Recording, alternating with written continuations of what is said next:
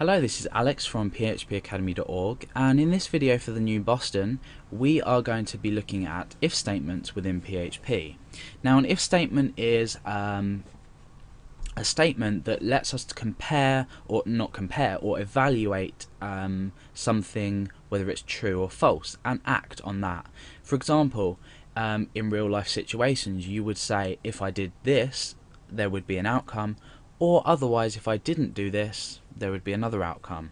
And we can demonstrate this. I'm going to show you the syntax first of all, and this is just simply if, and then we have two brackets where our statement to be evaluated goes inside here, and then we start a curly bracket, we come down a few lines and we end a curly bracket.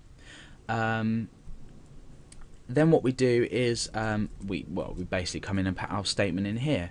So for now I'm going to say if 1. Now true. So the way this reads is if 1 echo true. Now 1 by itself is a statement within programming in general that will evaluate to true. It's there, it's 1, it equals 1, it's 1, there's no comparison, it just equals true. Otherwise we echo false. Okay, so we're basically saying if 1 on its own, if this is true, we execute this block here. This is called a block. Otherwise, by using the else keyword, execute this block here. What's highlighted in blue at the moment is a block. So this is how we write it out. You might see it's sometimes written like this. This is a lot of an easier way to read it. If you're new to programming, it doesn't matter how you write it, but generally I write like this. So this block here will be executed if 1 is true, which it is and it always is, and otherwise this block here will be executed. So let's just run this in our browser and see what happens. We're being displayed with the text true because this is true. Now what about if 0? Now you can probably guess that 0 is an automatic false. 1 is true and 0 is false. So in this instance, putting a 0 in, we're evaluating 0. Is 0 true or false? It's false. So we should be displayed with the text false. The same as if we were to write true, this would equal true. And if we were to type in false, this is equal to false. Now this is pretty boring. We want to start making some comparisons inside. So I'm just going to use an example of one of the comparison operators, which is double equals. And this means is equal to. And it looks like this. And either side of it you're going to do your values to compare. So I want to say does 1 equal 1.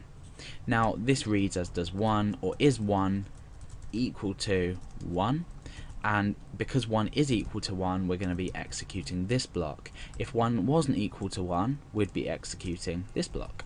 So let's just run that, and that's true. Now I'm going to change this to does 1 is 1 equal to 2, and obviously that is false. So you can see how this block here, this is called an if else statement because we're using the keywords if and we're using the keywords else. You can have an if statement just on its own. If it doesn't happen to equal true, we're just in this case not going to output anything because there's no else to tell us what to do otherwise. So now let's just return back to that. Now what we can do is we can start saying things like if, and we can have a variable up here. Let's say we'll say text equals let's say something. So if text equals something, echo true. In this case we will be echoing out true to the screen because it is true. Otherwise echo false. So now what I can do is change this to, let's say, something else. It doesn't equal that, so we're going to be displayed with false. So that is the basic structure and the use of an if statement. We have this is basically called an if else statement. So we've got if, else, and depending on whether this statement here is evaluated to true or false, we echo out the corresponding block.